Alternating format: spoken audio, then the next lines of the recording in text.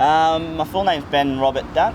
Not really sure about the origin, but I know that my middle name is named after my granddad, who passed away probably, would have been a good 10 years ago now. Yeah, I grew up in far north Queensland in a little town called Innisfail.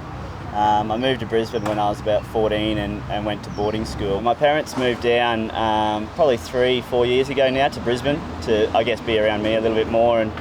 But I have aunties, uncles, both my grandmas live up there, so we didn't have a family home as such, but we had a lot of family and friends up there who got through the cyclones okay and the floods. So that was very fortunate. My father ran a banana farm for a long time, which is probably the motivation that's pushed me to do well in school and okay in sport as well. When I used to work, I used to work with him during the school holidays, and he'd say, and when I was complaining about the hard work, he'd say, well, if you do well at school, you won't have to end up working here. So it's pretty good advice. I've got a younger sister who's 14. She keeps both my parents extremely busy now, as I guess most 14-year-old girls do. She's busy with dancing and in her second year of secondary school, so I think she's going pretty well. My primary school is Gundy Ben State School in Innisfail. The one thing that stands out now, and I guess it wouldn't happen in these days, but we never used to wear shoes to school. I guess that's just how it was. And then I went to Innisfail State High for 2 years, and then moved to Brisbane Grammar. My cousin Eliza was on a tennis scholarship in America at one of the universities there, and she finished her degree and come back to Australia and is now working in North Queensland as well. I was never really allowed to play rugby league as a kid. My mum sort of wrapped me in cotton wool, I think, and it wasn't until I moved to boarding school down at Brisbane Grammar where I sort of snuck into the rugby union scene a little bit there, and before she realised it was a little bit too late.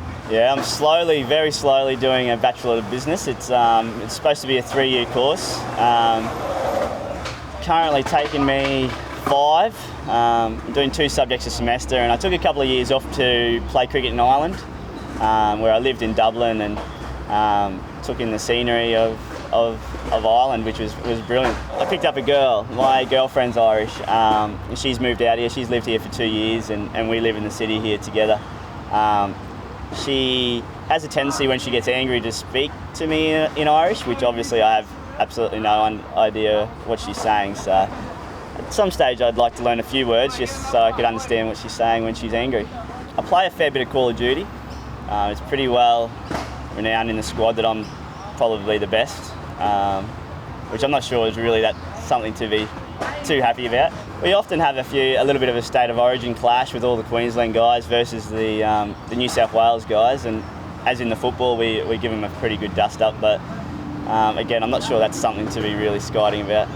I do have a Twitter and I've got a Facebook, and I try not to fill it up with all the garbage that someone like a Ben Chattin fills it up with. I mean, people don't want to know that, you know, you've just looked over your balcony, you can see 2 people in the pool. I just think that's just a waste of time. So I try to provide a little bit more intelligent tweets, I guess, than someone like a Ben does.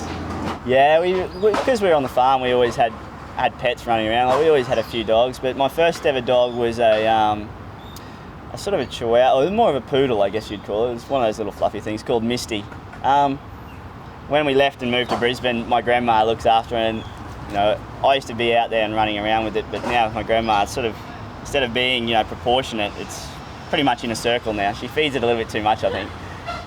The one thing a lot of people don't know about me is I was born with a pigeon chest, which means that it, speaking of pigeons, which means my chest was sort of, I'm not really sure how to explain it, but it was sort of pushed out when I was born anyway. And when I was young, I was always really embarrassed about it, and because it was different to what everybody else had. So I never used to like going to the pool and doing swimming or in the creeks or anything like that, because I was like, oh, I'm not getting my chest out in front of all these people. But now it's sort of cool to be bigger and bulkier, so I get on the tight shirts and everyone thinks I'm good on the bench press, but it's just a birth deformity.